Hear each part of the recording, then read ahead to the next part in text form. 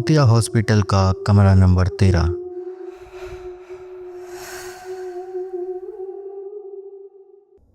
नमस्कार दोस्तों, मैं हूं श्याम शर्मा और आप सुन रहे हैं SR हॉरर पॉडकास्ट।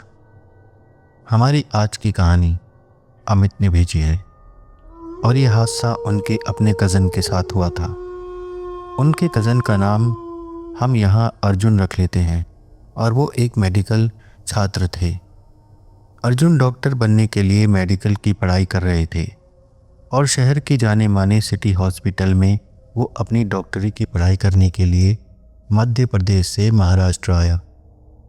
ये हॉस्पिटल शहर का जाना माना हॉस्पिटल था, लेकिन लोग इस हॉस्पिटल के बारे में तरह तरह की बातें किया करते थे। वो कहते थे कि हॉस्पिटल भूतिया है, हॉन्टेड अस्पताल है।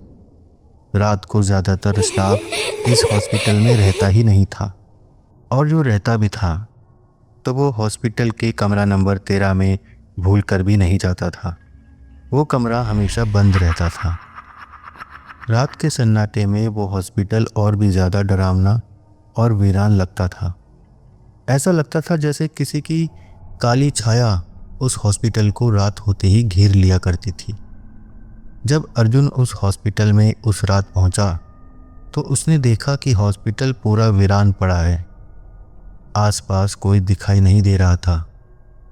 तभी अचानक उसको किसी के दर्द में तड़पने की आवाज़ सुनाई दी।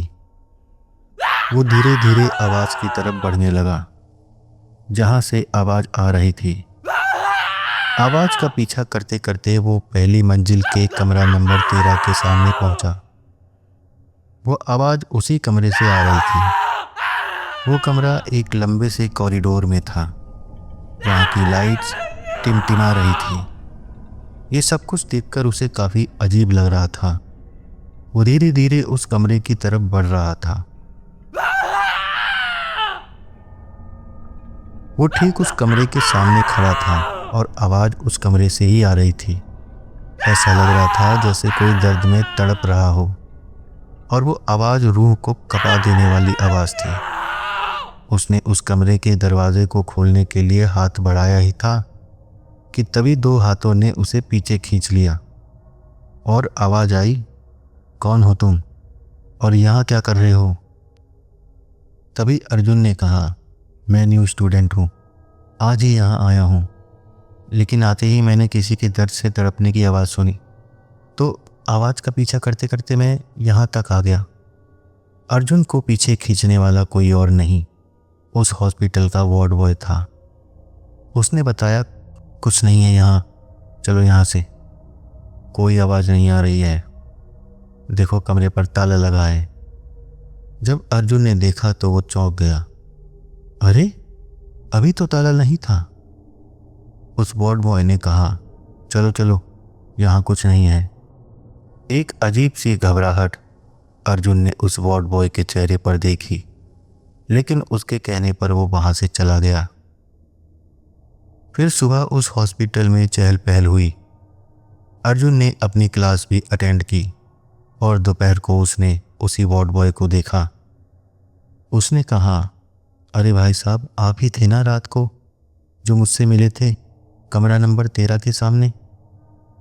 उस वार्ड बॉय ने कहा, हाँ, मैं ही था, क्योंकि कल रात मेरी ड्यूटी उसी फ्लोर पर थी, लेकिन कमरा नंबर 13 की वजह से मैं तो क्या, कोई भी उस फ्लोर पर रात में नहीं जाता। कहते हैं कि जो भी उस कमरे में जाता है या तो वो पागल हो जाता है या फिर लौटता नहीं। वर्षों पहले एक डॉक्टर यहाँ से लापता हो गया था और नर्सों ने उसे आखिरी बार इसी कमरे में जाते हुए देखा था। कुछ लोगों का कहना है कि रात के समय इस कमरे से चीखें और फुसफुसाहटें सुनाई देती हैं, मानो कोई मदद के लिए पुकार रहा हो। अस्पताल के पुराने रिकॉर्ड्स में भी कुछ रहस्यमयी मौतों का जिक्र मिलता है, लेकिन हर बार उन घटनाओं को एक संयोग मानकर दबा दिया गया। डॉक्टरों ने इसे एक सामान्य घटना बताया, लेकिन नर्सों और वार्ड बॉय का कहना था कि वहाँ कुछ असामान्य ज़रूर था। एक रात अर्जुन, जो भूत प्रेत की कहानियों में यकीन नहीं करता था, उसने उस कमरे की सच्चाई जानने की ठानी। उसकी जिज्ञासा उसे वहां खींच लाई, लेकिन उसे पता नहीं था कि यह जिज्ञासा उसकी सबसे बड़ी गलती थी। उसने हॉस्पिटल के रिसेप्शन से कमरा नंबर 13 के ताले की चाबी चुपचाप चुरा ली और रात होने का इंतजार करने लगा। जब रात हुई तो हॉस्पिटल का आधे से ज़्यादा स्टाफ जा चुका था। अर्जुन उस कमरे की तरफ बढ़ने लगा। अब वो फिर से उसी कमरे के कॉरिडोर में खड़ा था। तभी फिर से उसे वही आवाज़ सुनाई दी, जैसे कि कोई दर्द से तड़प रहा हो। वो आवाज़ सुनकर उसकी रूह कांप रही थी, लेकिन उसको अपने दिमाग का फितूर दूर करना था, अपना शक दूर करना था कि हॉस्पिटल वाले जो भी बातें करते हैं वो कितनी सच है और कितनी झूठ। जैसे ही अर्जुन ने कमरे का दरवाज़ा खोला, एक ठंडी लहर उसके शरीर से टकराई। कमरे के अंदर बहुत अंधेरा था। सिर्फ खिड़की से आती हल्की चांदनी उसमें चमक रही थी। उसने टॉर्च जलाई और धीरे धीरे कमरे में कदम रखा। अंदर एक टूटा हुआ बेड पड़ा था। दीवारों पर सीलन और जगह जगह खून के धब्बे थे। अचानक उसे लगा कि कोई उसके पीछे खड़ा है। उसने झट से मुड़कर देखा, लेकिन वहां कुछ नहीं था। तभी कमरे के कोने में रखी व्हील चेयर अपने आप हिलने लगी। अर्जुन के हाथ पैर शून्य पड़ गए। वह समझ नहीं पा रहा था कि यह सब उसकी आंखों का धोखा है या वास्तव में वहां कुछ था। तभी उसने दीवार पर कुछ अजीब लकीरें देखी, जैसे किसी ने नाखूनों से खुरचकर कुछ लिखने की कोशिश की हो। उसने टॉर्च की रोशनी से दीवार को देखा और जो पढ़ा उससे उसकी रूह कांप उठी। यहाँ से भाग जाओ, नहीं तो अगला नंबर तुम्हारा है। अर्जुन का गला सूख गया। उसके हाथ पैर ठंडे पड़ने लगे और माथे पर पसीना छलक आया। उसका दिल इतनी तेजी से धड़क रहा था कि उसे अपने ही सीने में धमक सुनाई दे रही थी। उसने जल्दी से कमरे से बाहर भागने की कोशिश की, लेकिन उसके कदम कांप रहे थे। जैसे ही उसने दरवाजे की तरफ दौड़ने की कोशिश की, एक अदृश्य शक्ति ने मानो उसके पैरों को जकड़ लिया। इससे पहले कि वह कुछ समझ पाता, दरवाज़ा जोर से धमाके के साथ अपने आप बंद हो गया। अब उसे एहसास हुआ कि वह फंस चुका है। अचानक कमरे में ठंडी हवा और तेज हो गई।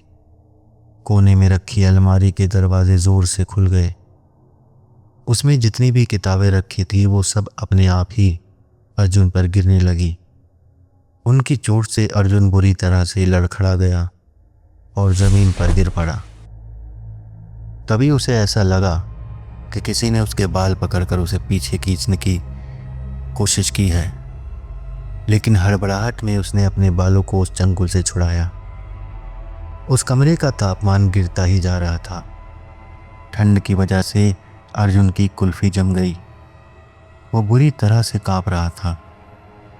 उसने देखा कि कमरे की दीवारों पर किसी के कदमों और हाथों के निशान उभरने लगे।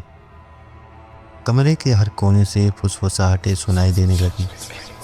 कई अनजानी आवाज़ें जो अर्जुन के दिमाग में गूंज रही थी। उसने हिम्मत नहीं हारी और उसने पूरी ताकत लगा दी दरवाज़ा खोलने में, और वो सफल हुआ। वो कमरे से बाहर भागकर उस कॉरिडोर में खड़ा हो गया। वो दरवाज़ा अपने आप धीरे धीरे बंद हो गया और उस दरवाजे पर एक चेहरे की आकृति उभरी। उसको देखने के बाद उसे अपनी आंखों पर विश्वास नहीं हुआ। वो जोरों से चीखता हुआ उस कॉरिडोर से नीचे की तरफ भागा और अपने हॉस्टल के रूप में पहुंचकर थर-थर कांपने लगा।